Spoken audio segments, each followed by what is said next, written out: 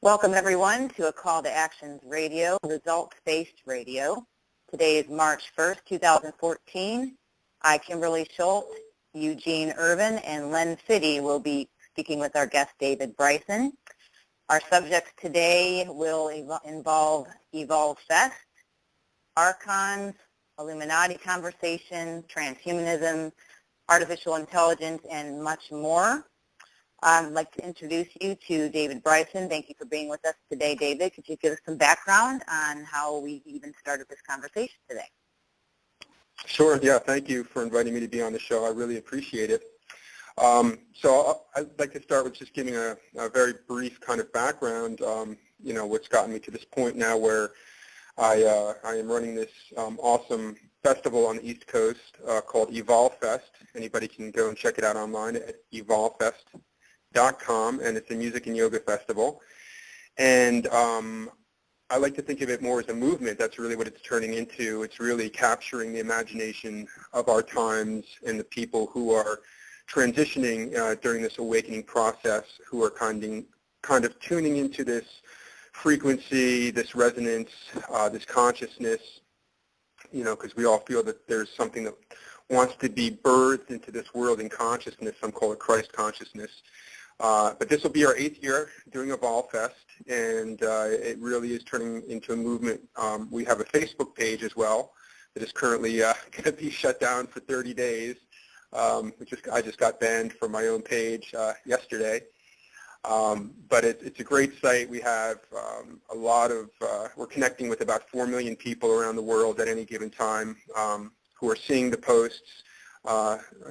We hit a high point last week of 250,000 people who are liking, sharing, or commenting on the posts, and we just hit 50,000 people in terms of the fans for the page. So that's great to see the growth. And what's really the most beautiful thing about it is the quality of the conversation and discourse that is going on there. It's very ideas-oriented, and people who care about ideas and our world and how, as enlightened people, we should best go about trying to be the change that we want to see. That kind of stuff constitutes most of the dialogue and conversation going on in the comments section under the posts there.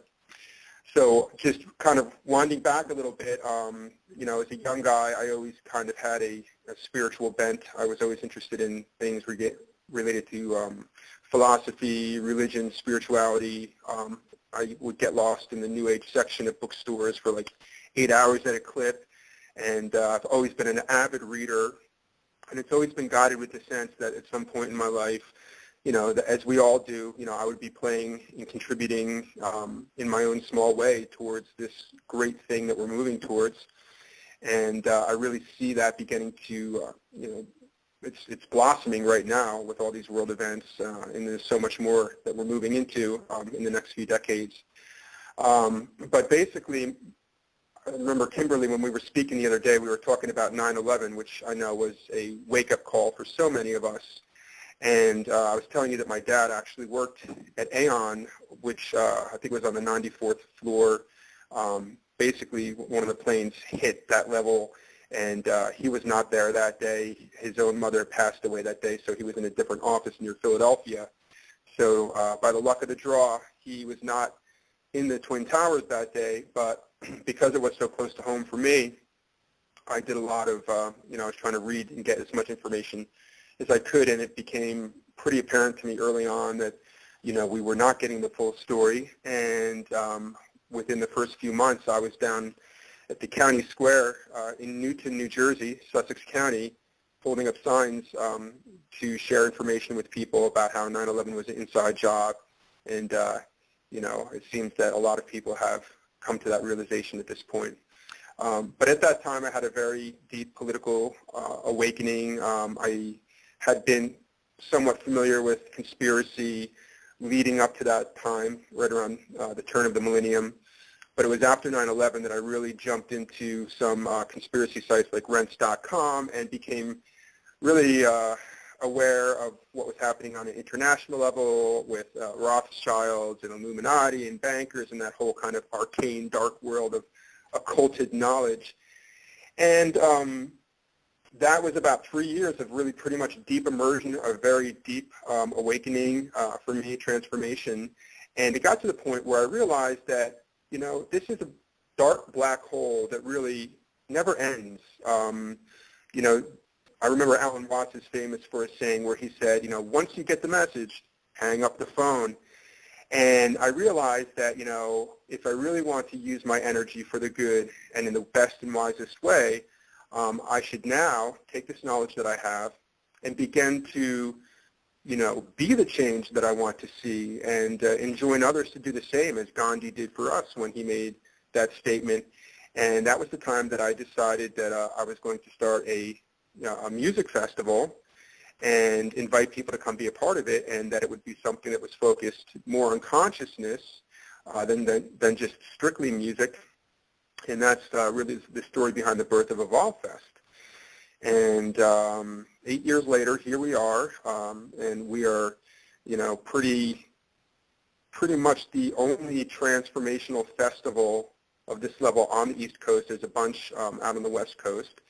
But really, right now, we're just trying to get information out. It seems like there's another kind of great awakening happening right now in terms of people waking up to what's happening on the world stage and the manipulation of the monetary system and currency and how that whole apparatus works. So that kind of brings us up to where I am right now. Thank you, David.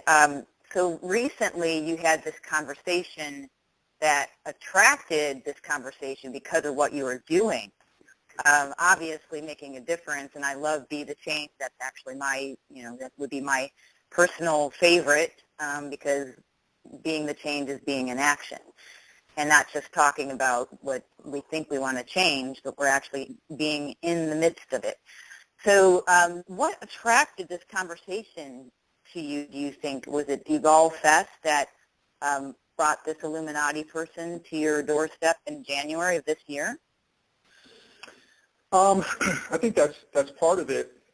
I think basically what it is it's the resonance that I'm putting out there, and I'm not the only one. There's many others, but I'm just kind of following my inner lead, and I don't claim to be, you know, brave or heroic or anything like that, but I have to follow this inner impulse that really kind of pushes me out there to mess with the darkness sometimes. And when I say mess with the darkness, I don't mean in any kind of you know, meaningless kind of way in terms of teasing, but in terms of like, you know, I want to help dismantle tyranny. I want to help dismantle the tyranny of darkness on a spiritual level. So with the knowledge that I have and that I am continuing to try to accumulate, I want to get to the root, and I want to strike at the root. So that's what I mean by messing with darkness. And I feel like on a spiritual plane, on the one hand, I feel that people who are doing that kind of work have huge protection, massive protection from God, from angelic beings, from all sorts of sources of that vibration. At the same time, when you're stirring that kind of stuff up, you obviously become the focus of adversarial forces, you know, who don't want to be exposed, who want to preserve their power base, even on a spiritual level. So I think that that's part of what attracted this conversation. And then on a more kind of a earthly plane, I think Evolve Fest probably attracted this person as well, who I first noticed commenting on some threads just as a kind of like a contributor, but had almost kind of this tone or affect of speech that struck me as a little bit unusual, that made me think, you know, this person is, you know, maybe from another country and they don't know the English language very well. But really what I came to kind of feel intuitively is that we were dealing with more of a kind of alien or inorganic intelligence or even archontic intelligence, as we go to speak about archons later. And this person, I think, I forget our very first exchange. It was probably on a thread someplace. But they had then sent me a letter, private message me, which really began to kick off the dialogue. And unless anybody has any other questions in the moment, what I'd like to do is just to read the very brief intro to the first letter, because that will give some people some you know, some kind of basis for understanding how this emerged. Yes, please. Okay. So, and by the way, you can view this, anybody who wants to read these transcripts, this is basically a couple hundred exchanges over the course of 2 months starting in January of 2014 up until about 2 weeks ago. And what I did is I created on Facebook under my personal name, which is David Bryson. You can find me as David Bryson. There's a lot of David Brysons out there, actually. But if you find the avatar, the picture, it's kind of like a profile side shot of my head with kind of technicolors over my head. So that would be the avatar to look for if a bunch of David Brysons pop up. And then if you click on my notes section, you will see these notes. And the other way you can access them, actually, is by going to the Evolve Fest page on Facebook. And I pinned to the very top of the page a post that has all the links to these transcripts, which ended up being 6 notes because there's a limit to the amount of words you can put in one note. So I'd like to share from the part 1 of my conversation with an Illuminati globalist transhumanist. It starts off by saying, "This is the transcript of a dialogue that was initiated by a member of the Illuminati with me in January 2014. I make no claims as to the authenticity of the information shared with me, but I present it to the world for informational purposes. For all I know, this could have been an elaborate hoax. It is healthy to always maintain a defense of plausible deniability, but my gut instinct, my truth center, tells me it may be something more. Some of the creepiest quotes from the conversation, quote, "Yes, we are the 666, understood as the human race's biggest fears because we are moving into the world. We are moving the world into transhuman. The new era is the mark in systems," unquote. Elsewhere, this individual said, "I am the Luciferian head consciousness orchestrating the NWO, or New World Order." And then a third quote. And by the way, this one is what was from one of our very last conversations where the tone of this individual entity escalated where they were typing in all caps. So I won't shout it, but if you can understand that what I'm reading to you is from all caps, you will understand this was kind of like this high energy that this person was communicating with. Quote, "No human will be allowed to walk this earth. From now to 2040, there is drastic changes. Many people are going to die. Accidents will be sped up. Natural disasters will be orchestrated to kill many. Medication for illness will be the poison to every human. Everything will be set up to kill humans. Genocide will be orchestrated for rapid deaths. The sifting genocide. Those that survive will be placed in our systems," unquote. And then back to my note. "Keep in mind, this individual is a main player at the online transhumanism hub, the 2045 initiative, which you guys can find at 2045.com. And this person told me that she has regular meetings with the Russian founder of the 2045 initiative, Dmitry Itskov. And I'll leave it at that. That was the intro, and then it goes right into the dialogue. Thank you, David. We cover a lot of this in a call to actions in our timeline to truth about how it even begins with Berkeley creating complex systems and having a PowerPoint that talks about modeling in an artificial universe, and they begin complex systems 666. So we believe that this is some matrix, if you will, that is being through artificial intelligence is being guided by, what? I mean, if it comes down to it, I feel it's a spiritual war, that this is a war for souls, and that through these archons that they are trying to manipulate us to either consciously or unconsciously give up our souls by offering us these avatars and all this, they try to play it up like it's something cool, but to me, it's trickery. I mean, do you want to go into elaborating on that?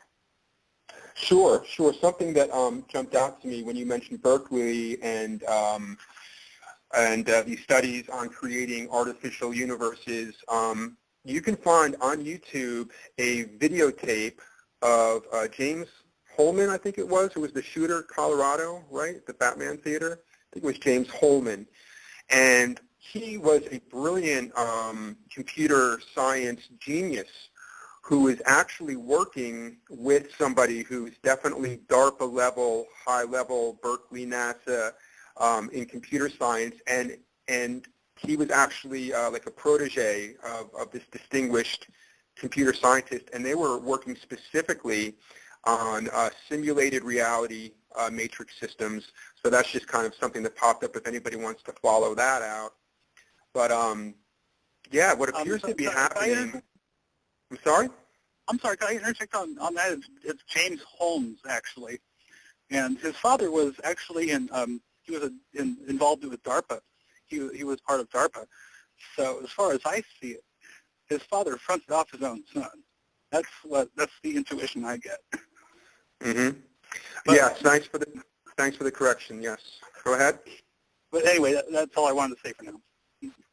Right. Now, another interesting point, too, in terms of his father, he had created software for the FICO scores that everybody gets for their credit score ratings, you know, that three-digit number by which, you know, the relative goodness of your credit is assessed.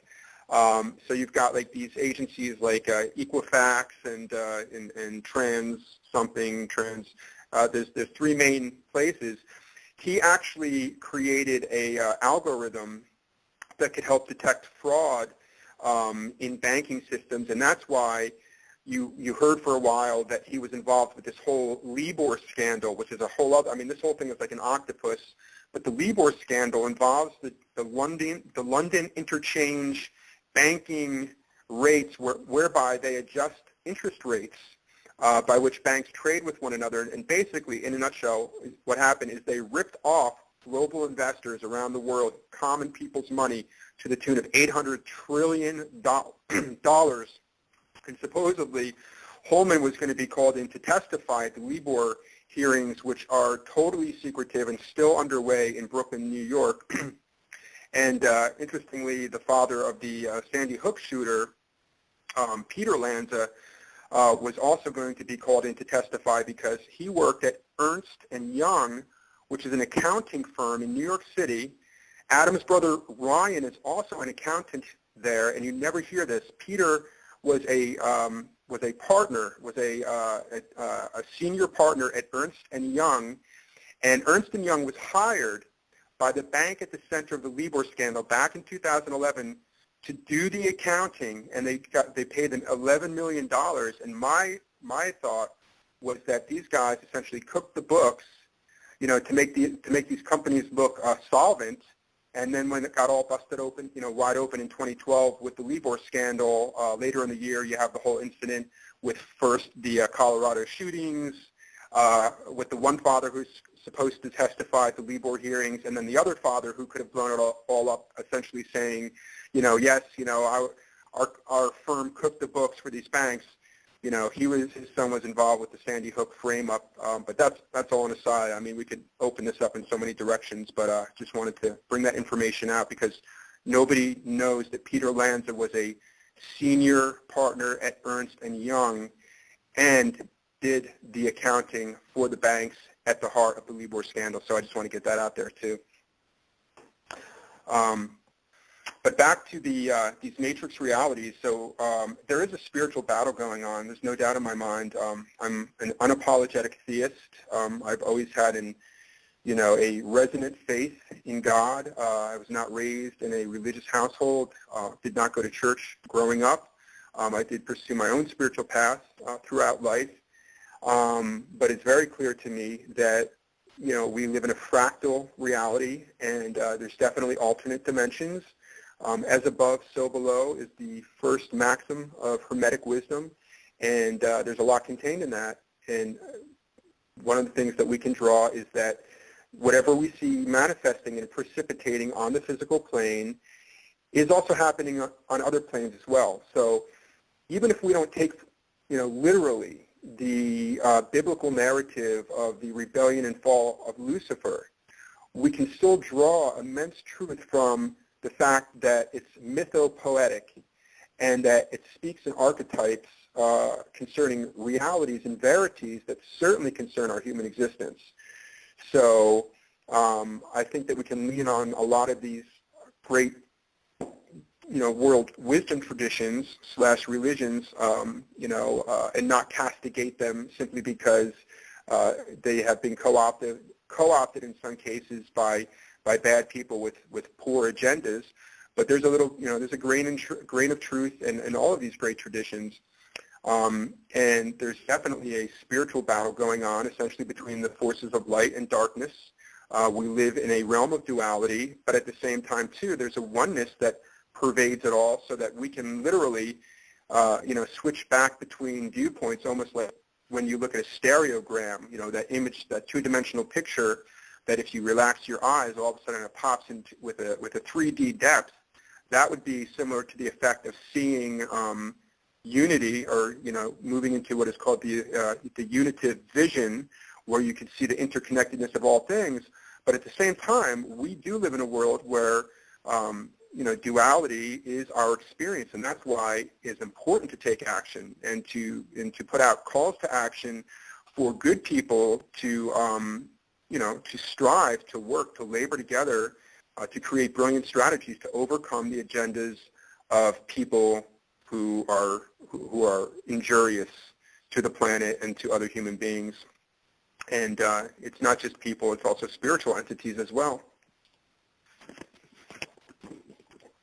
Can you go into what exactly is an Archon, and how exactly do they work to manipulate humanity?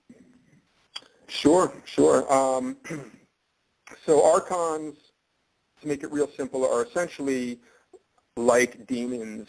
In fact, wherever a religious tradition, whether it's Islam with the Jinn, D-J-I-N-N, or the Vedic tradition with their divas and devas, or the Judaic Christian tradition with demons or fallen angels, I think that these are all talking about the same kind of entities.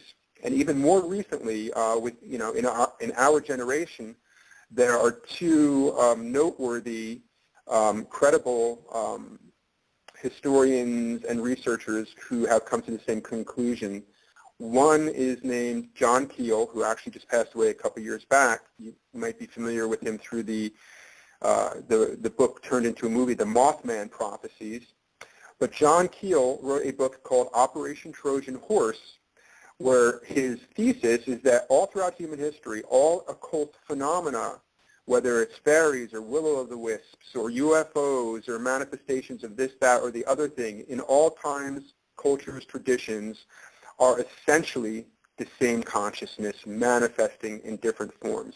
That was his culminating thesis as a parapsychology researcher of over 50 years.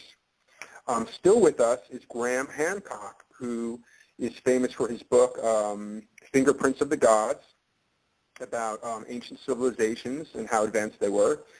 And he wrote a book about 3 years ago called Supernatural, Mankind's Roots with Higher Beings. I can't think of the subtitle right now.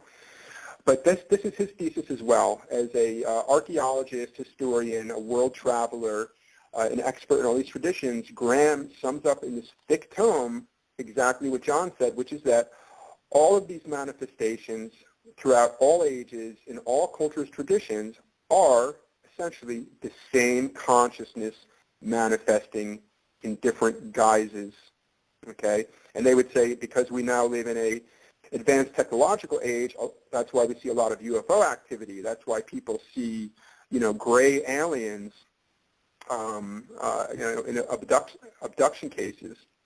I should mention another noteworthy author who is, it's very important to get your hands on his book, Not in His Image.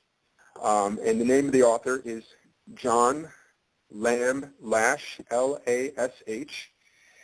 And this book, well, before I jump into the book, let me mention that John Lash is the foremost authority in world mythology. A lot of people view him as the rightful successor to Joseph Campbell, who's famous for the interviews with Bill Moyers in The Power of the Myth. And John wrote a book on Gnosticism called Not in His Image, Gnostic Vision, Sacred Ecology, and the Future of Belief. And getting to the heart of what John is communicating in this book is Gnostic theory. He also goes deeply into Gnostic theory on his website, which is metahistory, as in M-E-T-A, history, metahistory.org. And you can read his articles there. But probably the most intriguing factoid that emerges from this great book is the fact that these brilliant men and women, the Gnostics, these are people who were philosophers.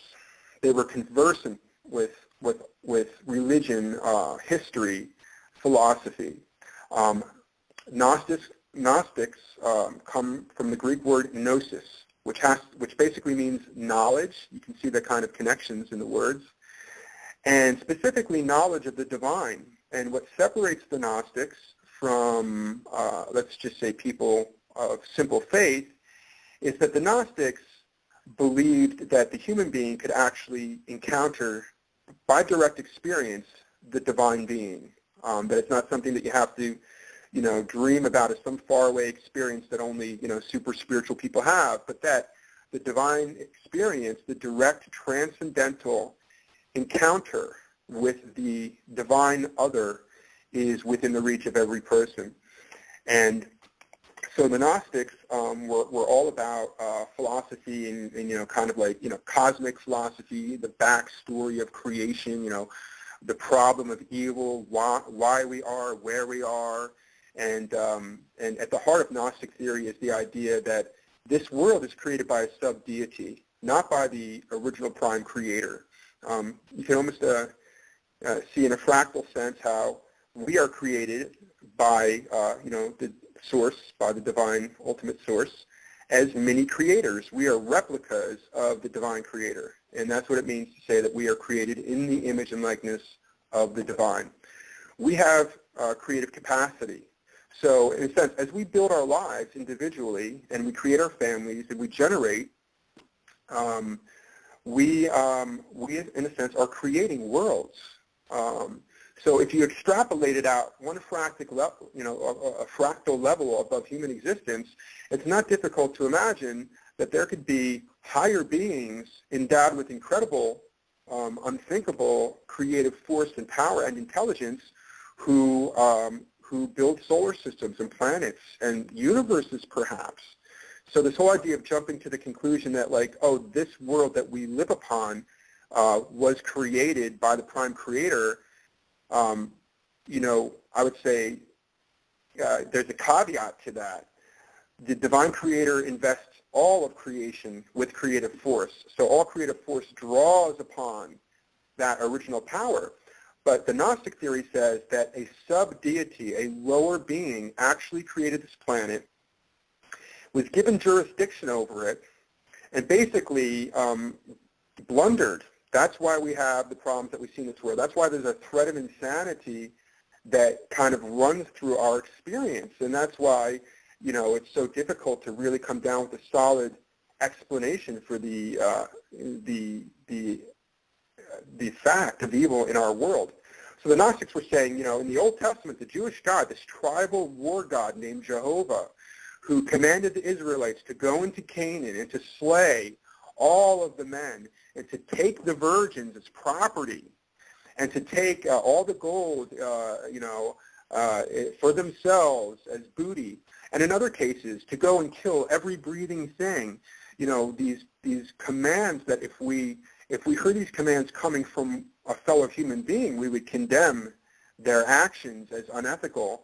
And yet people are okay with reading these descriptions in the Old Testament of this barbarian, capricious God of judgment and wrath. And then, of course, in the New Testament, you have the advent of this new messenger, Jesus Christ, who is referring to his father, who he in all the ways that he demonstrates in character, because he says, whoever has seen me has seen the Father.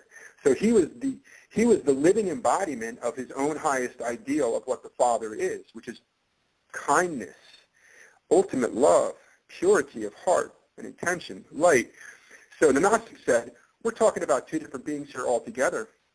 And they went on to talk about, to warn humanity specifically of these beings that they referred to as archons. Now, if you go to the original Greek texts, because they wrote in Greek, at least the Gnostics, there was a huge Gnostic renaissance right around the time of the advent of Christ and the birthing of Christianity as a movement.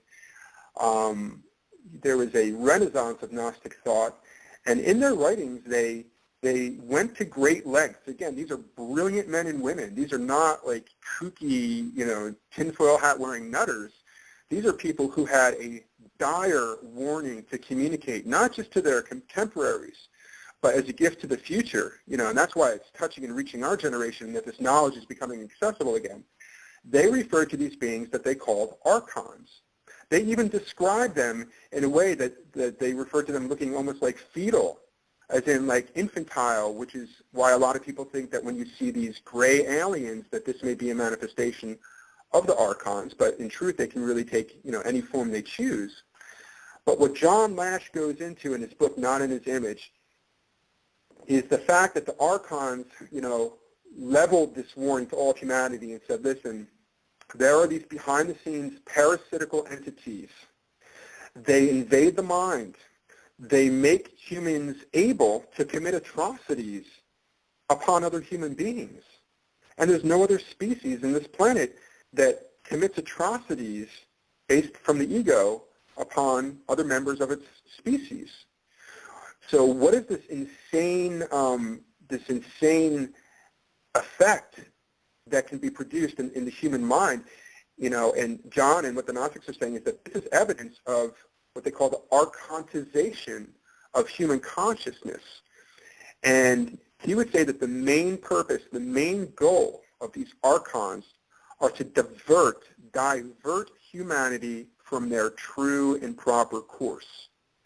So in an evolutionary sense, if we look at the evolution of consciousness, we are moving into a divine flowering as a human species. There's a lot more to the human story to come. But these archons, whose main goal is to divert humanity from its proper course, are trying to, in a sense, ruin this experiment and keep the inevitable from happening. So it really is a battle. On the one hand, God and the forces of light are seeking to invest humanity with such inspiration, with such visions of beauty and kindness and inspiration and philosophical idealism that their divine flowering is inevitable and all the bliss that would come with that. And on the other hand, there's adversarial forces that literally want to reduce humanity to the bestial, to make them like brute beasts, killing one another for petty gain. So really, that's the story of the archons, is that these are beings that exist on a higher vibrational frequency or lower, and they can manifest into this, into our visible light spectrum, so that in some cases they can be seen.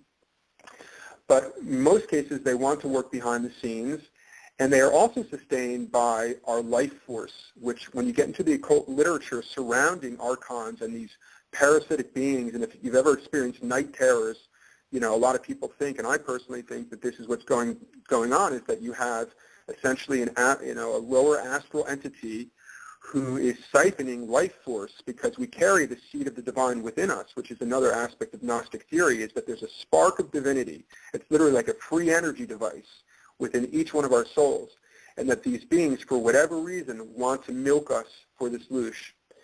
So I know it sounds all crazy, and it's a lot of information right there, so I just want to give a chance for anybody if you have any questions or want to add any thoughts to that. I had something I wanted to touch on, David, and that is, when we say that these archons want to, operate kind of outside of the visible light spectrum that we're able to see? And in which ways do you see them trying to do that? And is it possible that they do that through technological means, or what do you see going on there? Yeah, that's a great question. I mean, if you think about the electromagnetic wave spectrum, it's infinite, okay? And if you look at the actual visible light spectrum, which is a tiny, infinitesimally small little section of the infinite electromagnetic wave spectrum, okay, so it's all relative, but if we kind of like blow up that little window, what we see is the 7 bands of color, which accord with our chakras, right? The lowest chakra, the root chakra, is associated with red, which is the lowest vibrating color frequency. And as you come up the color scale, you can next come to orange, and then to yellow, and then to green, and then to blue, and then to indigo, and then to violet. So violet is the highest frequency in terms, literally, the vibrating wavelengths that produce the effect of violet are vibrating at a higher frequency or rate of spin. And the term in physics used to describe that is valence, where valence is the rate of spin of atoms. So imagine with me now, we can't see what's beyond violet, but there's plenty there, infinitely so. And we cannot see below red, but likewise, there's plenty more infinitely below. I believe that in a metaphysical sense, that hell, the hellish or lower astral realms, are those which exist, those entities, those experiences, those worlds, which are lower down on the band of the electromagnetic wave spectrum. So you can think of it, just for the sake of argument, as below red, would be the hellish realms. And then if you move up the color spectrum, the rainbow, above, moving up, we move into the higher bliss realms, or the heavenly realms. So up and above the violet, which we cannot see, we're moving infinitely up towards a higher frequency realm, which could also be described as the Buddha fields, or bliss realms, or even heaven. So to answer your question, how do they manifest? I'm sure that they use technologies, some of which are etheric, that involve actual apparatus that we cannot even, not only can we not see, but we can't even conceive of it. And I know this because of my own experience and from having read literally thousands of eyewitness reports and encounter reports of people who have experienced DMT and have gone into other dimensions totally lucid, because with the DMT experience, it's not like, you're drunk or high where you're a little bit intoxicated and can't think straight. The people who have this experience actually say, while you're having it, the real sensibility is that this is more real than real, and that our normal waking consciousness, like we're having right now, talking on this phone conversation, is kind of like the dream. But when you're in those higher realms, there's things that go on, and I've heard many accounts of these entities, these beings, and I'm not ready to judge them. I'm not, because that's the thing about DMT. It has a lot to do with your personal resonance, so that if you are kind of resonating in a hellish or lower astral way on a personal energetic level in your consciousness, you will probably attract, through sympathetic vibration, similar experiences and entities if you're in those other dimensions. And same, applies if you're, divinely qualified or, vibrating in a bliss, more blissful energy, you'll probably attract more blissful experience and beings. And this is in accord with I think it's chapter 17 in the Bhagavad Gita, the gem of Vedic wisdom, where it describes the angelic qualities and the demoniac qualities. So these entities will use literally crystals. I remember one guy saying there was this one entity that was like a gorilla, like this ape, that came up and pushed a crystal right into his head, into the center of his brain. So we have these experiences in our energetic body or astral body, which is just an overlay of our physical body. So there are etheric technologies, and this is what concerns me about transhumanism, this whole idea of downloading your consciousness onto a computer chip, so that you can get an avatar or a robot, and you can experience technical immortality. So it's literally like the most beguiling and seductive promise, which is the promise of immortality. And what humans don't understand is that we're already immortals. And really our future depends on how we are aligning in the present, how we are aligning our energies.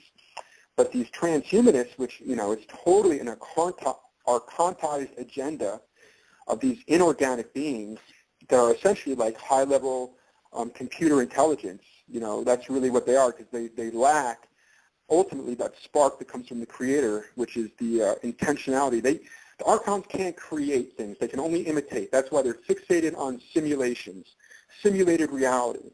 They're experts at simulation, but they hate humans because they're jealous, because we have things they don't have. Simple gifts. I mean, they're magical gifts, but they're very simple, like imagination. Like, we can dream a dream, and if we focus energy on it, it will begin to precipitate into reality, which is what the law of attraction teaches us.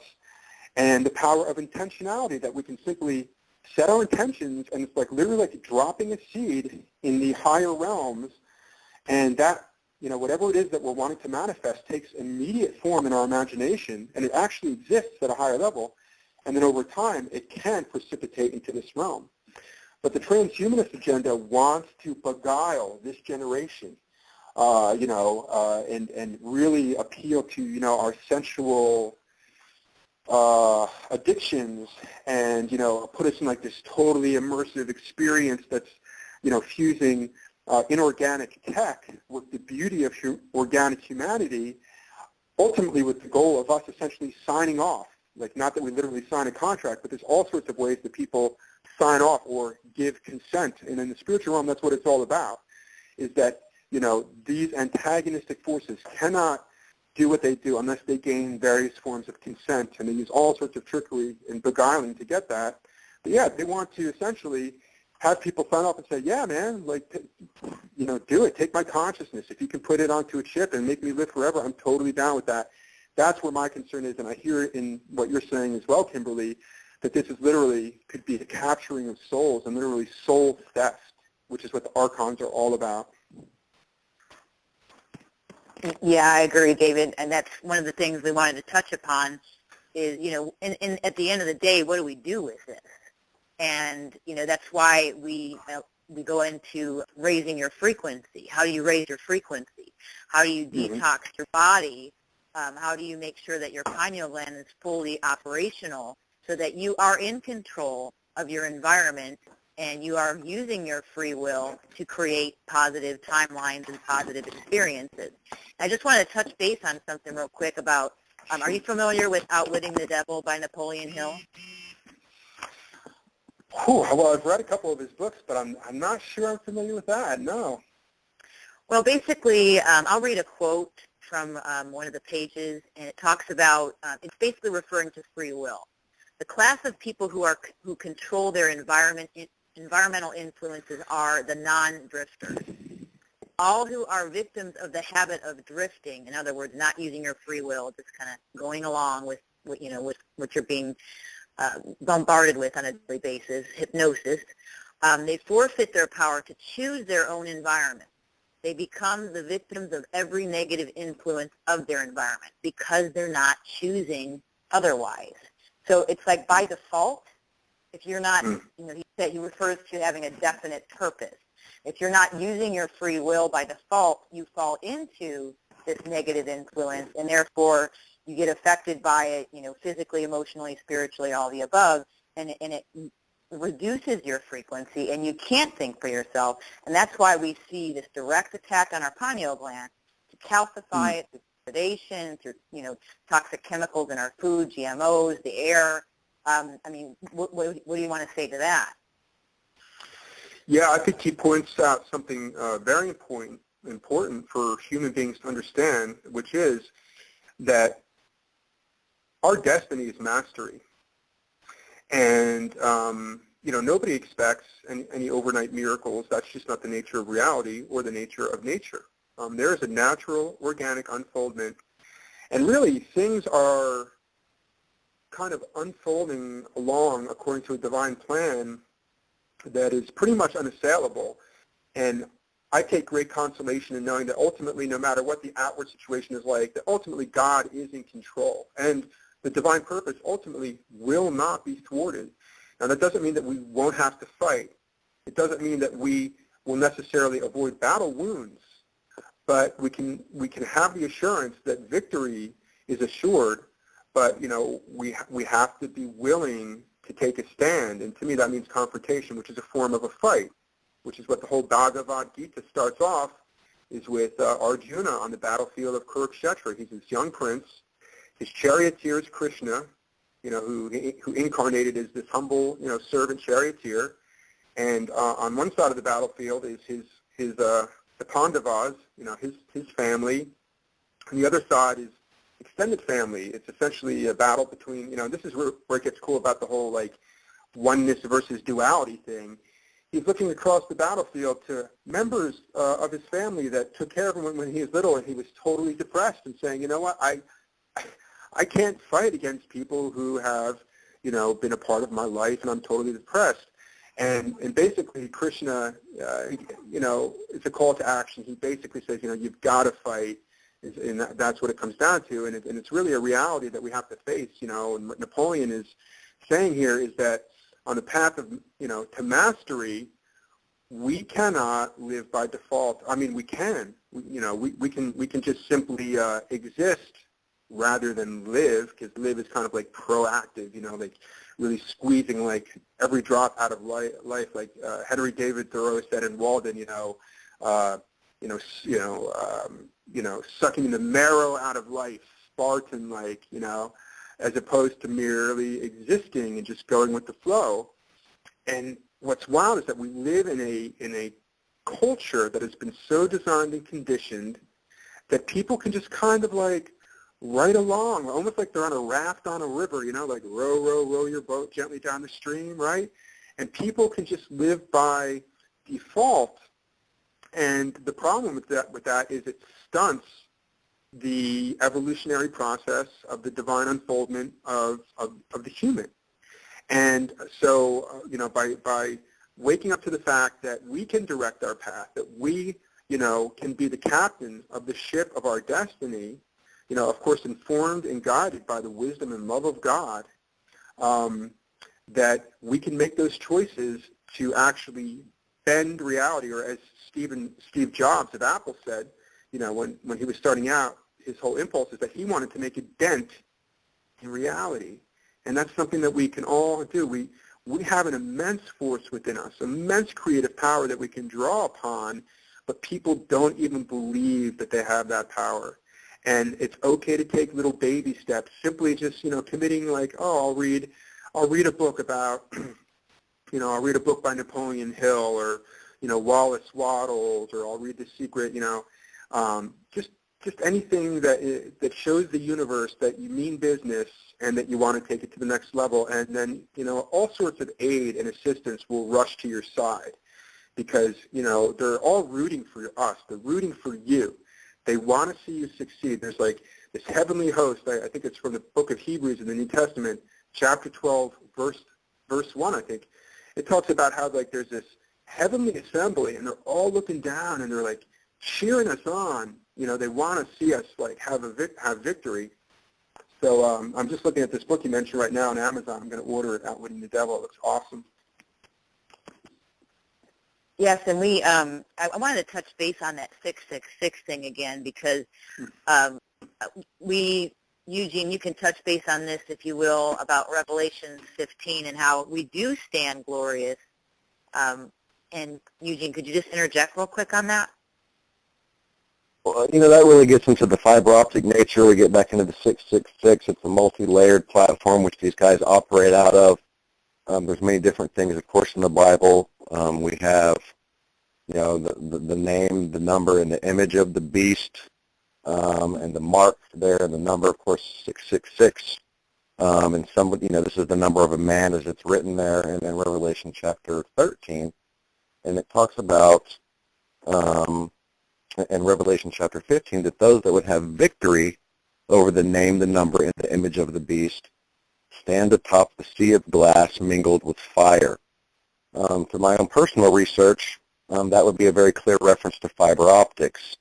And when we go back, just to kind of back up and go into this document that we were referring to earlier out of the EECS department of UC Berkeley, I personally pulled this document in which you have a bunch of senior-ranking defense officials from DARPA and other university professors in which they're talking about gathering up a child from China, from the, quote, China connection. And, you know, this is a live email log that was created under an alias by a man named Edward Lee, who oversees the Electrical Engineering and Computer Sciences Division of UC Berkeley at Corey Hall. And, you know, it's really, you know, people who have a, you know, that really have they have an interest in biblical prophecy or any other types that have to do with the 666. I really feel like they should take a look at this, because when it starts to talk, you know, right before this encryption begins in this document, it says begin 666 complex systems prop 1.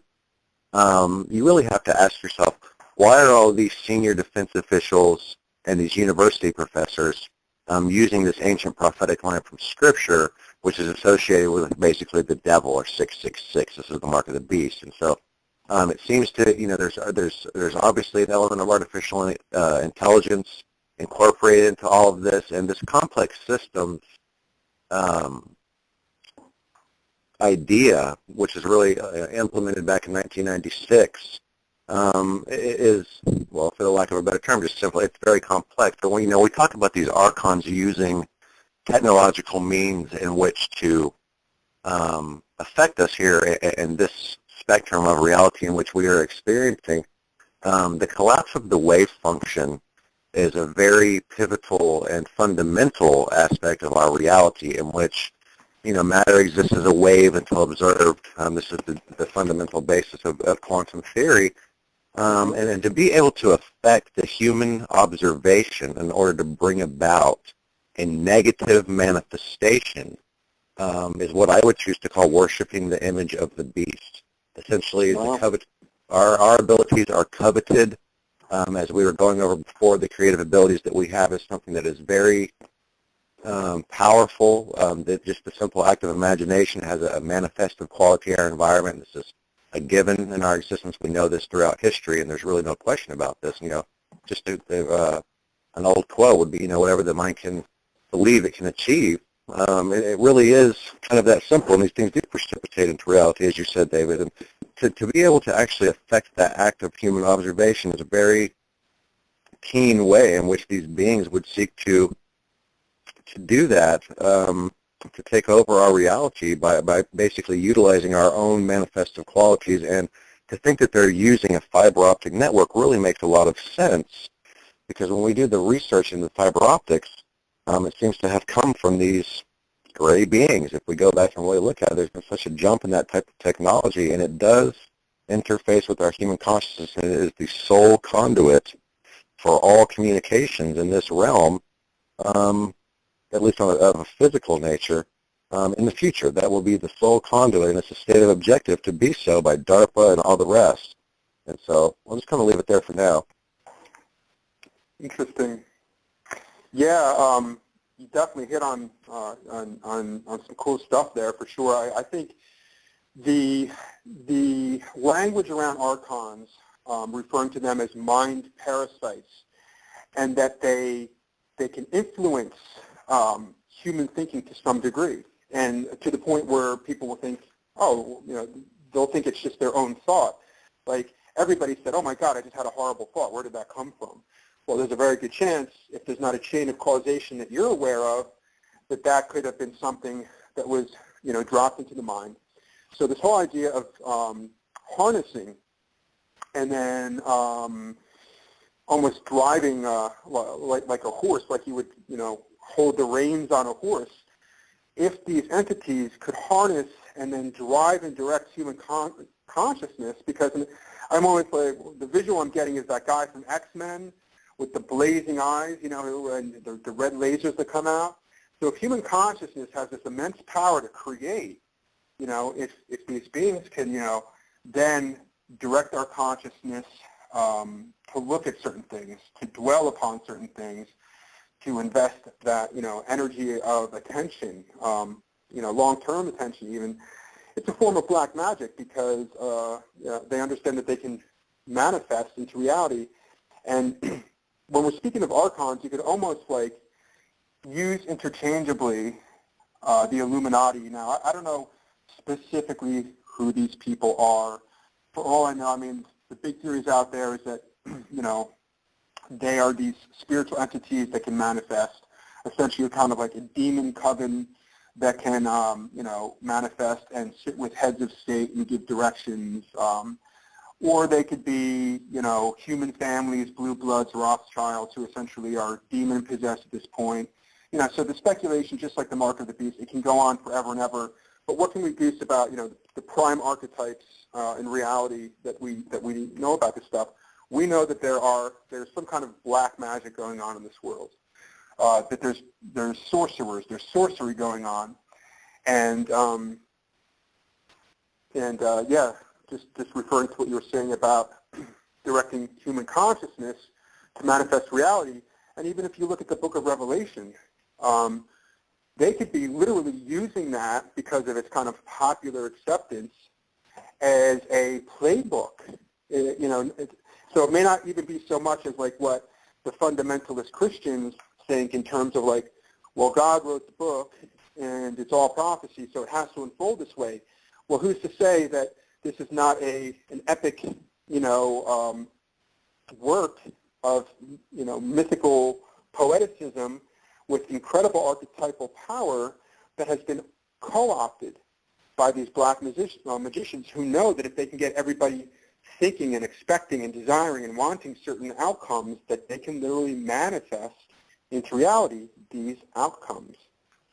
I think that's a very good point, David, and I would say that anytime we have a collective sense of belief in an archetype, an idea, or any of our belief systems, as a collective, there is a much stronger manifestive quality in the physical because of the belief that we have attached to them as a collective. And so that certainly mirrors what you've just said there, and I really seem to see that going on around us. So it could very well be that these ancient archetypal ideas have been hijacked in order to basically bring about a manifestation which seeks to enslave us or however we want to look at it. And what's interesting is the guy who basically is the author of Complex Systems, along with many others in the Defense Department, is on record saying that that the engineers and others are basically the sorcerers of today. Kimberly, do you want to touch on that? What did he say exactly? Yeah, he said that the engineers are basically the wizards and witches of technology. Mm-hmm.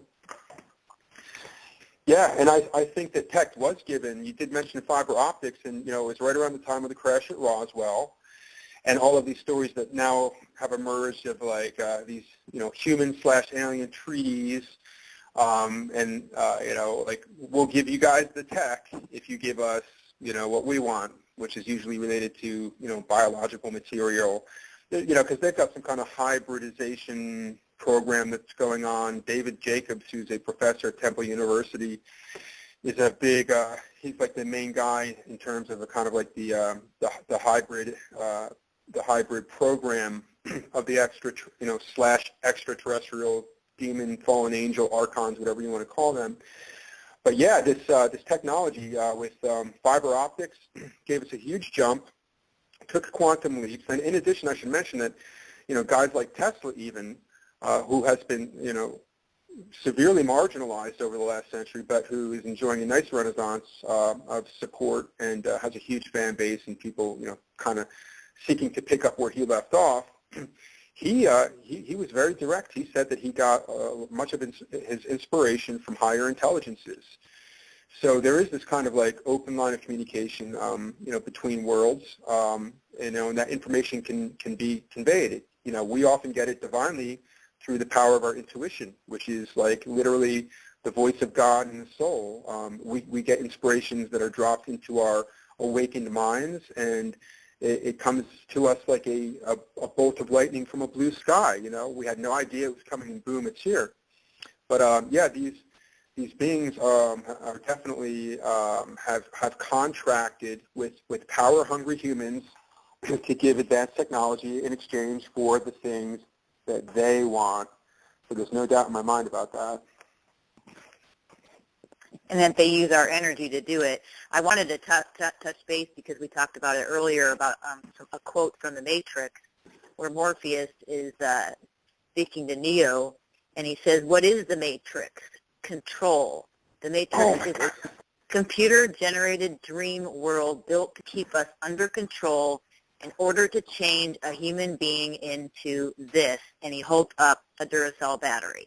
So they do use our energy to try to create negative timelines by influencing our mind through technological, advancements, which we have been fighting. I shouldn't say fighting. We're looking to raise awareness around these cell towers. How these cell towers are they're on playgrounds. They're next to churches. What's going on in these areas? Highly, that's where all the thought is going on. And so they're grabbing the energy and then they're taking it to use it as control. I mean, do you want to touch on that a little bit, Eugene or Len? I'll talk on it real fast, and certainly Len too. A couple of people just tagged me, or actually I tagged a few people in a picture that I had up on Facebook here. And I have several, which basically shows the coupling of human consciousness with the wavelengths that are emanating out of these towers. And it's a two-way street. And, I would say that anything with a wavelength has a property of manifestation. It's a very fundamental aspect of the physical reality. And when we put intention on these wavelengths, there's a physical manifestation or ramification of that in the physical, which is observable and measurable. And, I try to do that. I try to get people to take a look at that. And on what's seen in these photographs is basically the coupling of my own personal consciousness in a fashion in which is to basically kind of move this toxic soup of chemtrails and nanobots and all these other things that are floating around out there in order to kind of dispel that. And I think that, that's a two-way street. When we take those kinds of things into our body, Matthew 6:22, the eye of the lamp is the lamp of the eye is the, or what is it? The eye of the lamp is the body, and if thine eye be single, thy whole body be full of light. And it goes on to talk about how if the light is inside you is darkness, and thy whole body will be full of darkness. It's kind of that same principle. That's kind of the way in which I would look at it. But does that kind of answer your question, Kim? Or? Well, I'd like to interject here a little bit here.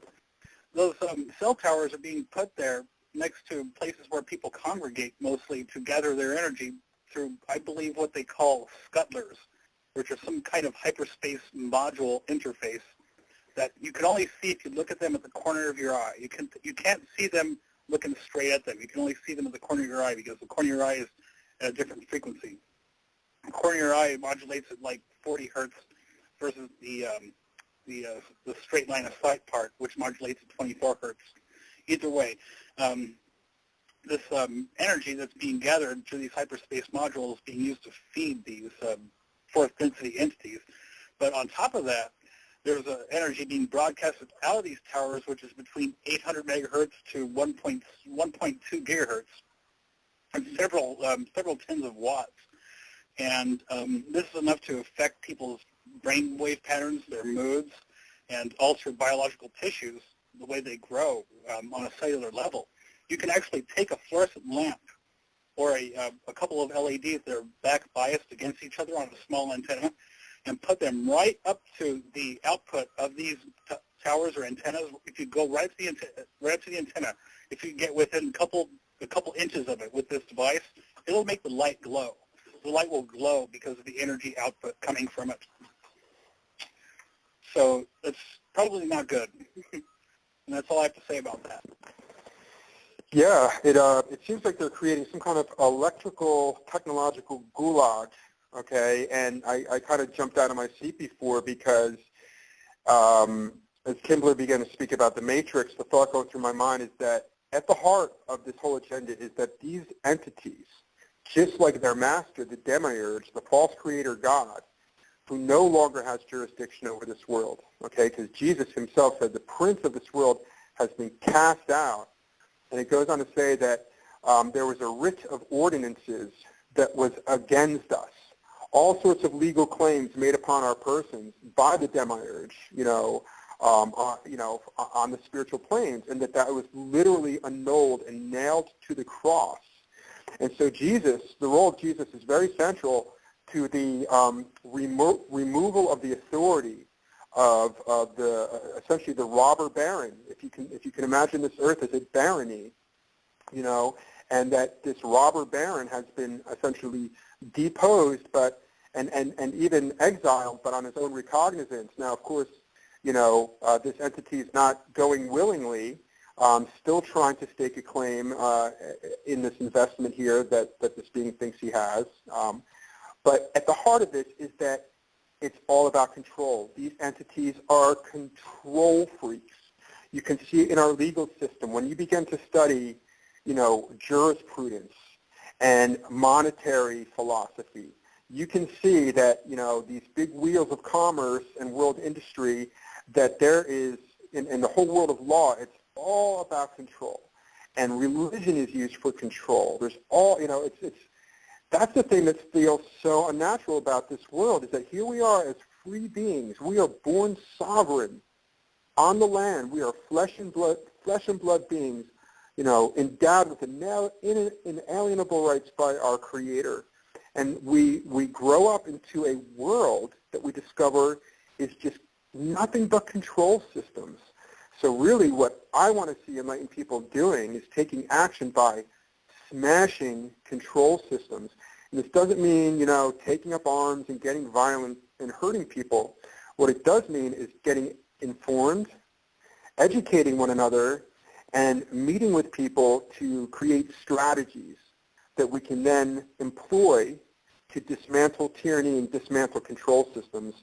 So yes, this whole matrix that we're talking about, and what they seem to be going for in this whole kind of like globalist New World Order agenda, is a very high-tech, panopticon, vast machine control system. And all I know is it's going to be an incredible adventure these next 20, 30, 40 years, because the freedom that burns in our hearts, that bubbles in our blood, will never willingly submit to this immense, control structure that is seeking to be imposed upon our human spirit. So it's going to be very interesting, and I'm very excited about the days ahead. But I just wanted to bring that out about the control aspects. Absolutely. Now, you recently started looking into us as sovereign beings and what has happened, how that whole control system has come into play. You want to touch base on that a little bit? Yeah, this is all very new to me, but I feel very inspired and lifted by what is ultimately termed sovereignty, the sovereignty movement, or as it's known in Canada, free man on the land, or the free man movement. It's also happening in a big way in the United Kingdom, in Australia as well, and here in the United States. Now, right off the bat, one can assess the level of threat that the ideas pose to the control systems simply by going to Wikipedia. And if you type in sovereignty movement or free man on the land movement, right in the first paragraph, you're going to discover that these groups are described as domestic terrorists by the United States government. Okay? And of course, they have their little stories. I saw this one video clip of this police chief, and it was basically an anti-sovereignty, free man kind of propaganda. And it shows video from a dash cam of a police car pulling over this other car that was this guy and his son. And the dad gets out of the car, and while they're processing the data or whatever, this kid jumps out with like an AK-47 and mows down these two cops, kills them. Obviously, common law, which is the basis of sovereignty, it's very simple. Common or natural law is basically two laws. It's just like Jesus said, all the law and the commandments can be boiled down, from the 613 Mosaic laws down to these two, to A, love God, B, love your neighbor as yourself. Well, common and natural law is kind of like an extrapolation or application of those ideas. First being, do no injury to another, which is also a very, Buddhist kind of idea. But we all intuitively know the righteousness of that law, to do no harm to another human being. Secondly, do not prevent the prosperity of another human being. So obviously, if you have a kid jumping out of a car for whatever reason, shooting at police, they are breaking common law right there. And yet they're using these videos and basically saying, these people are members of this radical, white supremacist movement, free man, So it's intriguing to me that right off the bat, that anybody who engages in dialogue with people connected with these ideas or movement is immediately up against some serious allegations, because from the official end of it, it's domestic terrorism. So right off the bat, let me be clear that these are peace movements because they're based on common law, which says, do no harm to another person. The power of these movements is that they appeal to essentially what I believe is the key to our freedom. And I think that we may discover over the next, couple years that we are going to kind of like follow the lead from, one breadcrumb to the next breadcrumb. We're going to walk ourselves down a path as a species. We're going to understand that there's actually built into the legal system the keys to our own emancipation, except that we just never knew about them because of the barrier of, let's say, legalese, which is another language that we're not supposed to comprehend.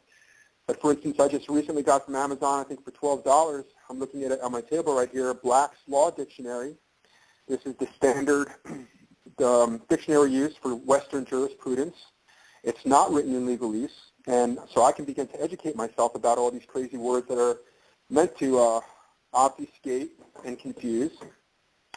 And basically at the heart of the sovereignty message is that you were born free. Nobody can make a claim to your person or your possessions or your dreams or your spirit. You are not under any jurisdiction other than that of your own consciousness and that of God and the natural law. And yet we find ourselves in a system where everything that we do is taxed. Every move that we make is being watched.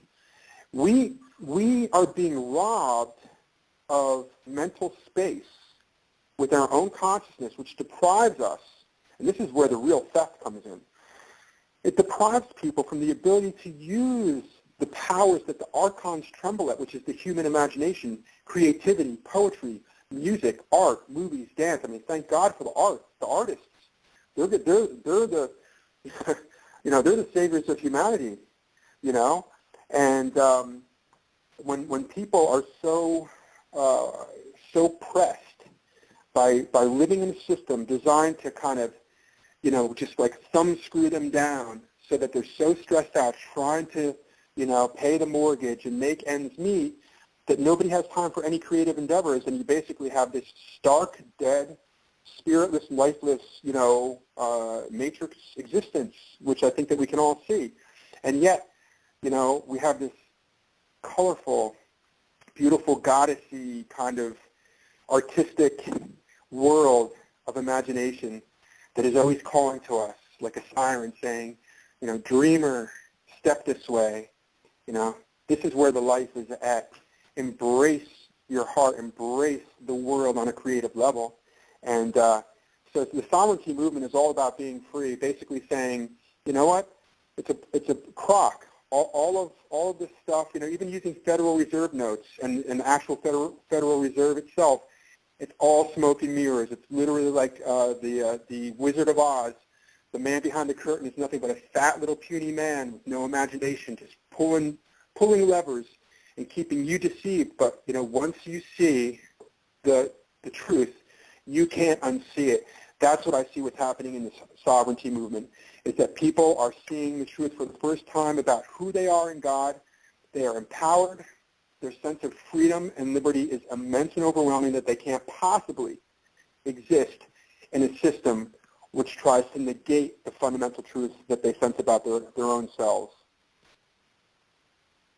What do you suggest that, just a person who's not as awake that might be listening to us what would they do on a daily basis, do you think, to awaken that, long forgotten self? Yeah. Okay. Well, thanks for asking. So obviously I'm going to have a bias because this is my advice coming from me and from my experience. But I think that the road to recovery, the road to spiritual health and getting back on track with the evolutionary program starts with simply surrendering to God, simply acknowledging your Creator. And, even if you feel so out of touch or that you don't even know or that it's hard for you to even believe, to simply, from the heart, pray or make the appeal, like, if you're really there, show yourself to me, like, I want to love you if you're for real. And if you love me, I want to reciprocate, but I'm open to this adventure. Just, show me the way. I feel that kind of humility is the place to start, and that essentially Spirit will begin to guide you and move you in life, and your life will take on a whole new divine purpose. Now, after making that, what I feel is the first fundamental step, which is surrendering to God, is to simply educate yourself, and to not only and while you're educating yourself, take a break from the books every now and then to pick up the guitar or sit down at the keyboard or with a blank tablet, and a pen to write some words or some lyrics or write a poem. Become a creator. Feel how you have a beautiful gift, an offering to share that is worthy, and that the world needs your offering and your gift, no matter how small. Even if nobody else even sees it, the fact that you have gone through that process of inspiration where you have tapped in to your inspirational source and that you have, conveyed something into material form, whether it's words on a page or a story or a movie, that you are, emulating the Creator, and that you are manifesting, like you're doing your own small part in your own small way of siphoning into this reality the healing balm of the higher realms. You're creating space for Spirit to move in you and through you, and then through you into this world. So I would say, yes, surrendering to God, educate yourself, and believe that you are a creative being, regardless of what anybody ever told you, your parents, anybody who ever made you feel like you did not have a worthy contribution, just to reject all of that programming and step out in faith, even if it's small steps. I went from a place, I remember, of not really feeling myself as a creator, and I started writing some poems because I got inspired.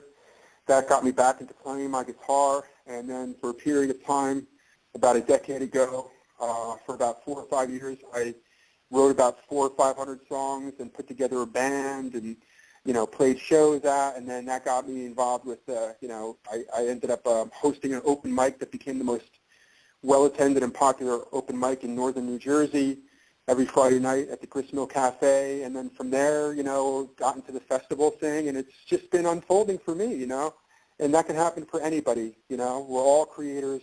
We're all here to live in love, to be kind to one another, to help each other succeed, and we are going to do this thing. There's no doubt in my mind. It's going to be an amazing journey, but, victory is assured. We just have to show up. I wholeheartedly agree, and I feel God just smiling, real big smile right now, because I just want to share, my personal experience with, I shared with you, David, was back at after 9/11, and I was doing a personal inventory and kind of, I had nothing but everything to be grateful for. So I didn't have I wasn't having a down moment, but I said to God, just as innocent as a child, I said, I have a void, and I don't know what it is. And the very next day, I could hear God speak to me, and my life has not changed since.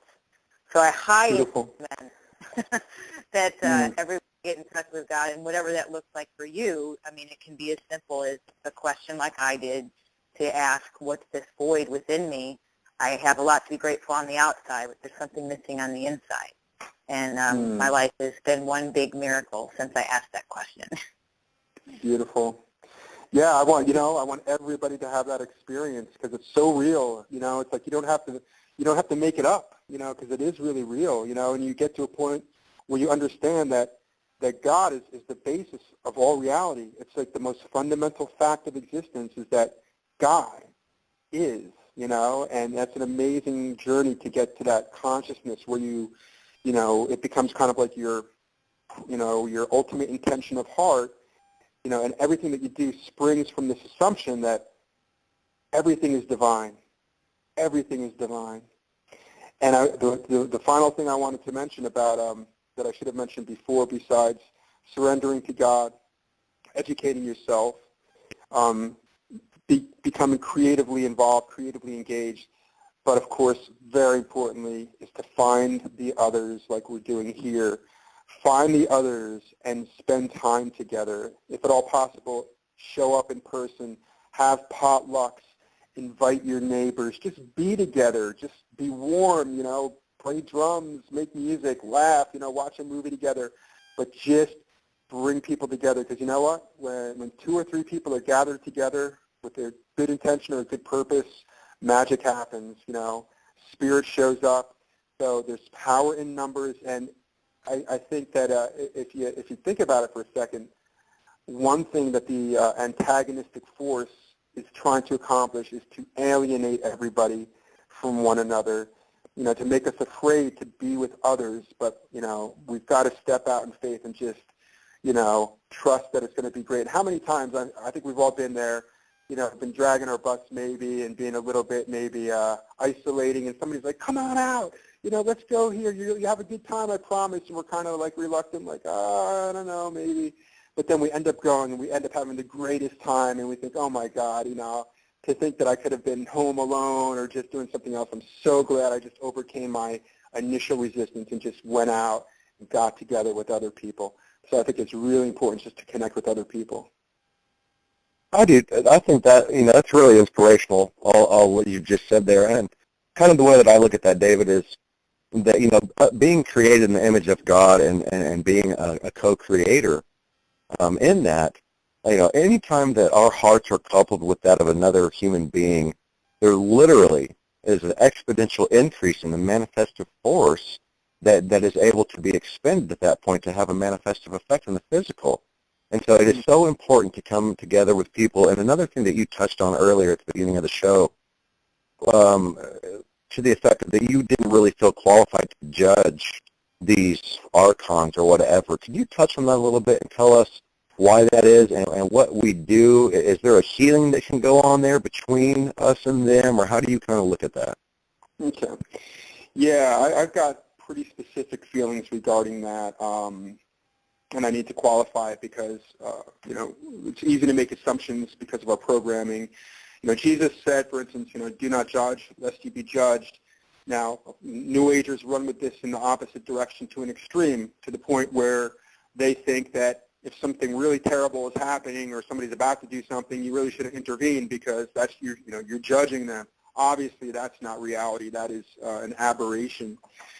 So, what's really involved here, especially when we're dealing with what might be termed evil entities, not that you or I are saying that anybody or anything is truly evil. I like to use words like antagonistic, antagonistic forces, something that's going kind of like against the flow of the divine intention.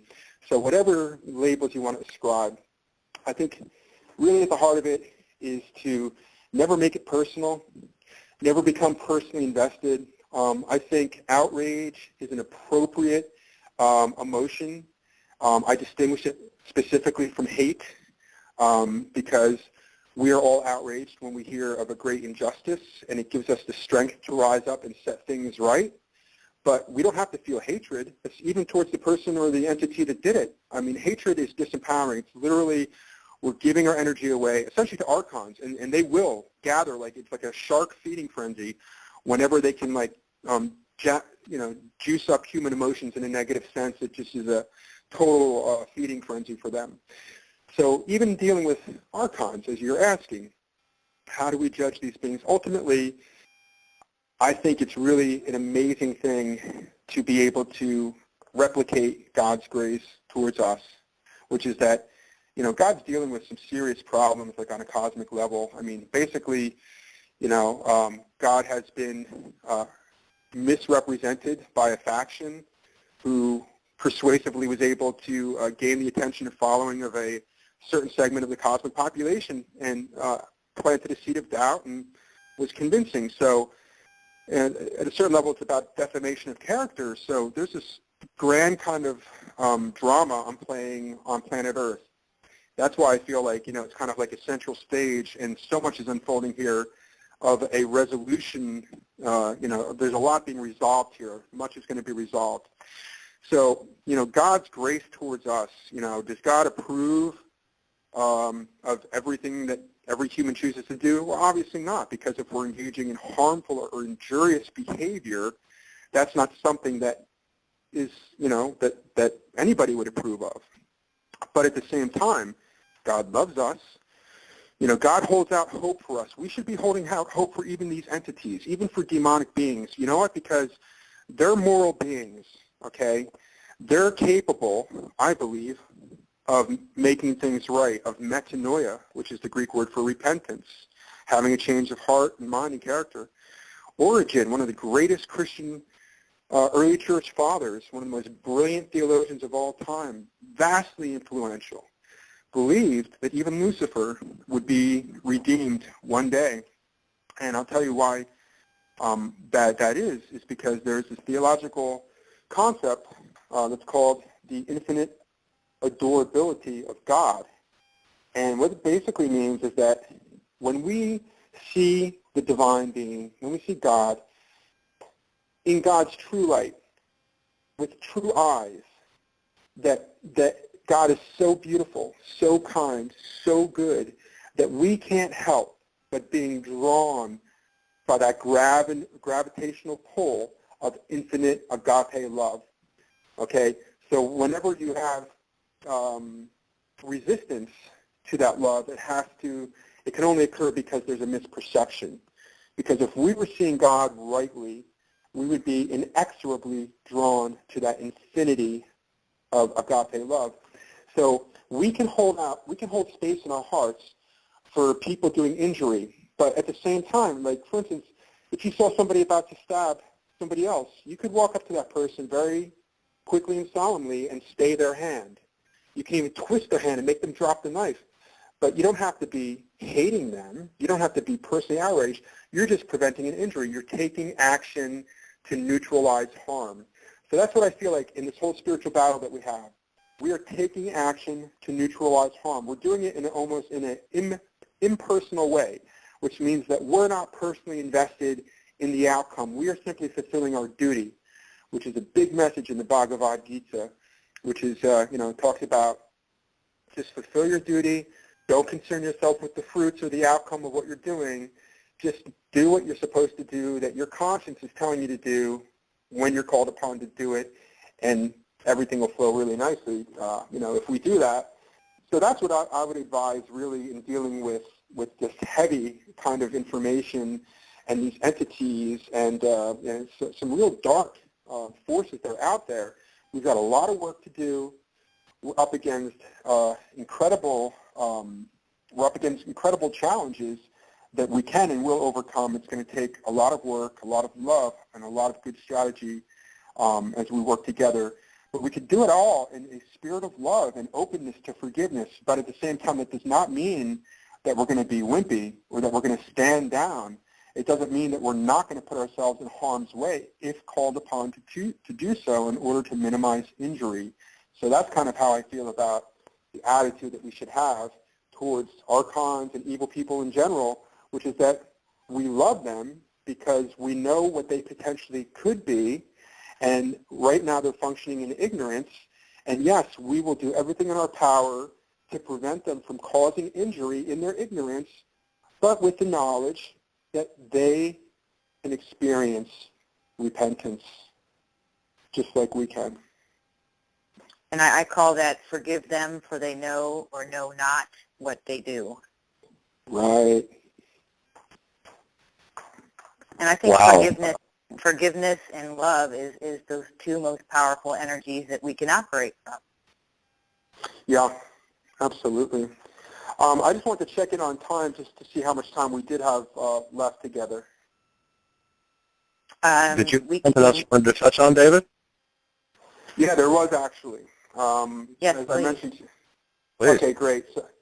So yeah, just before the phone call, I was taking a shower, and this kind of like just jumped into my mind and had a sense that it was important to share. And there's a philosophical concept called solipsism, which basically the idea is that everything that you see is a manifestation of yourself, and that any other entities are just kind of like ephemeral projections of yourself. What we see when you study like sociopathy, sociopaths, even psychopaths, you will find in a lot of cases that they don't believe that the people that they're hurting are even real on a certain level. They cannot distinguish between the distinction between themselves and others, and they therefore cannot acknowledge the worth and the value of others. They feel that the whole world is their playground, and whether they're hurting somebody or not, none of it's really real, so it doesn't really matter. Now, this ties into Gnosticism, the fall of Lucifer, and the New Age movement, which I just want to try to bring together in the next minute or two, as briefly and concisely as I can. Gnostic theory talks about the demiurge, which is the god of this world, the creator of this world, who basically, in his blindness, one of the names that they have for him is Samael, which means the blind one, or Yaldabaoth is another name. And the demiurge basically saw this world, this solar system, and assumed that he created it and could not see anything higher than himself. Therefore, he was blind to the possibility of a creator above himself. So he just assumed, I'm the creator of this. Nobody else made this. I made this because I see it, and I can't conceive of anything higher than myself. So with that in mind, I remember from the book of Isaiah, I think it is, or is it Jeremiah, where you have the king of Tyre making these proclamations, which many have ascribed as to basically being, another mythopoetic narrative or archetypal description of the rebellion of Lucifer, where he says, I will ascend to the mountains of heaven. I will be like the Most High. It's this, lack of recognition for proper relations. The Indians talk about all my relations. That's acknowledging that you have relations and that there's not a hierarchy so much of power, but just, understanding that, you're not, it's not all about you, It's not all about us. It's not all about you, demiurge. It's not all about you, Yaldabaoth. And so the problem is that when you basically look at the world as a projection of your own consciousness, and there's some truth to this, but it's always, again, there's a balance, because if you go to the extreme, you have essentially in the New Age movement this solipsism that basically does not want to look at the shadow, the reflection of the shadow in the world. In fact, you have some, a lot of New Age teachers and thought out there that basically say, don't invest any of your consciousness or attention on anything negative. Like if you see suffering in the world, if you focus on that, you are just energizing that suffering. Focus on doing positive things. Now, I believe that that's halfway good advice. I think it's important to focus on positive things. But, we should have the sophistication and the articulation and the intelligence to be able to navigate life's choppy waters in less simplistic terms, and being able to say, what? When I'm with my family, my loved ones, it's all about the family love kind of a thing. But, when I'm not with them and I'm doing other things, I can, put on a different hat, switch into another mode. So, yes, on the one hand, I can focus on the positive, and I do, and I believe most people do. But at the same time, when there is evil going on in my world, I'm not going to stand for it. I'm not going to sit here silent or turn my back or look away from it and, absolve myself from responsibility. And I'll tell you why, because if we don't do anything about it, nobody else is going to do anything about it. I think that's the big lesson for us in consciousness right now, is that there's no Messiah that's going to come and fix all the world's problems. That's the great lie. And that's why history is just going to continue to just go on and without much change until we realize that, we are the ones that we've been waiting for. You know what? Maybe the second coming of Christ is a coming in consciousness, where we as the body, the metaphysical body of the Christos, begin to move and act in our world in effective ways to neutralize and counteract evil. Maybe we are the collective Messiah, and people maybe are just waking up to that right now. So absolutely. So, you know, there's so many gifted and talented and intelligent people in the New Age movement, the consciousness movement, whatever you want to call it. A lot of you guys are California, so I know that it's saturated over there. You know, funny people, creative people, you know, they can think outside the box. You know, they're holding the solutions for all of our problems, but they have to recognize that you do have to roll up your sleeves. You do have to get your feet wet. You do have to get a little bit dirty in this world, because you know what? You have to sometimes do the unsavory work of confronting evil and demanding that it stop. And that is exactly what we are doing. Yeah. And it's not us and who. That's what we kind of our words of choice there is, you know, if we're not doing this, we're not going to sit around and wait for others to do it for us, because we have the ability to do it, and we are doing it.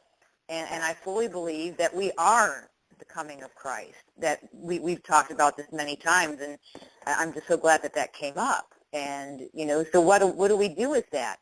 Be love, you know, be loving, be compassionate, inspire people around you, smile, give them a hug, random, you know, acts of kindness, those things. Be that. Be the change. Be the change. And it's unfortunate, guys. You know, people accumulate this indoctrinated bias because of what they've learned in their circles of, you know, be it Christianity or what have you, and it seems to be a blasphemous thing to consider that there will be men on this earth who will do even greater works than Jesus himself did, yet it's in red letters in John 14:12, and I wholeheartedly also believe that the second coming of Christ comes back through the body of Christ, and that is exactly what we have all been waiting on, to understand that we have this fractal of God within each one of us, and when we come together, as we've been talking about here today, it has such a profound effect. As far as I'm concerned, just this conversation has had profound ramifications throughout this whole reality. I mean, it's amazing how it just makes me feel to hear these things out of other people and to see this. I call it holographic coagulation, where people just kind of come back together as a form of healing in the physical environment. Yeah, right on, brother. I totally feel you on that. You know, we're speaking it. You know, we're speaking the dream awake, and there's our creativity at work. You know, here's our intentionality at work. You know, and we're corroborating, we're validating one another. So it's just like this amplification, like this force multiplier. I think, you know, you were saying before about getting together with other people and how that magnifies the process. And I was reading this great guy who was, you know, one of the original writers of like the whole kind of transcendental thought and law of attraction. I can't think of his name at the moment. But he was talking about how we are like mirrors, that we're holding up mirrors to one another, and that our communication and then reciprocation is literally like a force multiplier that grows as it bounces between us back and forth. So here we are having this conversation, and many people will hear this conversation, and then they'll share it with other people. And this is all like sparking a light, you know, and igniting the hearts. And then they're going to share it with others. And this is just nothing but like this exponential force multiplier for the good. That's what's so beautiful about it. We are the change. Mm-hmm. Exactly. Len, did you want to add anything? No, at the moment, it seems that everybody's got everything covered thus far. That's awesome. Well, that's a lot to say coming out of you, Lynn. So much to say all the time. That's nice to hear that we've covered all of that stuff. I feel the same way. I really do. It's a great show and great conversation. I'm really happy to, you know, just to kind of put this show in context for people. Yesterday, David, a post from Evolve Fest popped up in my feed. I began to read that. I forwarded that to Kimberly. I said, man, let's get this guy on air and talk to him about what's going on. And, I feel like there's much more collaboration for us in the future here. I would really like to continue to work with you. I'm really interested in the Evolve Fest and what that's all about. And perhaps would like to be there. Is that actually an event, and where is that going to be? Yeah, it's a 4-day festival, music and yoga festival. It happens over Labor Day weekend, same time as Burning Man. So if Burning Man is not your cup of tea, you can come out to Pennsylvania. We do it at this place called Fellowship Farm, which is actually the place where Martin Luther King had his ethical conversion to nonviolent resistance when he heard a friend, a seminarian friend who had just gotten back from meeting in India with Mahatma Gandhi. And he came back, and of course, Martin Luther King was involved with the civil rights movement and was still kind of on the fence about, is there ever a time that you, swing fists if it comes down to it? And he heard his friend share Gandhi's message, and he realized, he said, what, this is the way forward. This will enable us to always have the moral high ground, and, the rest is history. So that's the claim to fame of Fellowship Farm, which is 45 minutes north of Philadelphia. And it happens over Labor Day weekend, which this year is August 29th through September 1st. It's Friday through Monday, Monday being the holiday of Labor Day. And we have tons of great bands, lots of kirtan chanting, yoga music, tons of workshops, guest speakers, lots of yoga instruction going on. It's just a beautiful environment, made even, especially beautiful by just the kind of people that come out, who are interested in this kind of stuff. But, that's currently what's going on, and we'd love to expand it in the future when I get more help, because I have no staff right now. But we do hope to do Evolve Fest in some other places as well in the future. Well, we'll have your links up, David, while this whole audio broadcast is being shared, so people can find you and possibly lend a hand to help, and possibly maybe all four of us will be standing in the same area together during that time. I'm coming. I just want you to know I'm planning on being there. Well, if you guys can get yourselves out here, I can arrange to get you guys picked up from Philadelphia International Airport, but I'll comp you get, passes as guests. So all you got to do is get yourself out here with flights, and we'll take care of the rest. Well, consider it done. Awesome, and you could even set up a little, a pop-up and a table, and share information about your vision and your work and efforts, and get that information out to our festival goers. Awesome. I love it.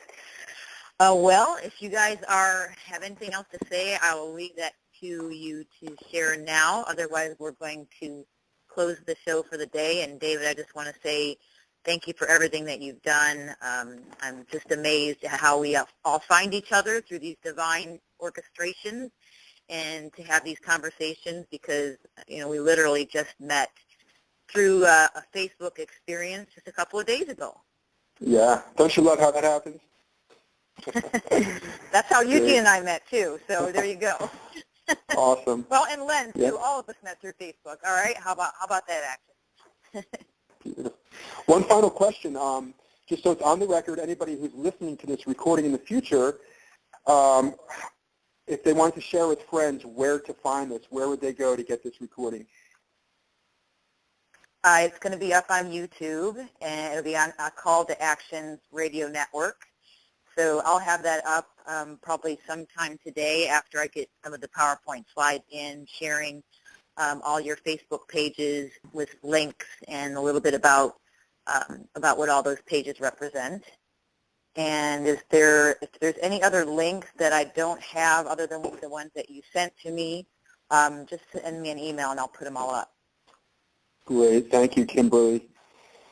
And of course, you, the website, you can always find that stuff at calltoactions.com, and all the links to the different radio programs and stuff will be on there as well. Beautiful. Well, I want to thank you guys, Rich and Len and Kimberly, for inviting me to spend this time with you, and look forward to talking some more in the future. Absolutely. Everybody, have an awesome day. Thank you for being with us, and we will talk to you soon. God bless everyone, and have an awesome day. Lots of love. Talk to you guys soon. Bye. Bye. Bye-bye. Bye, guys.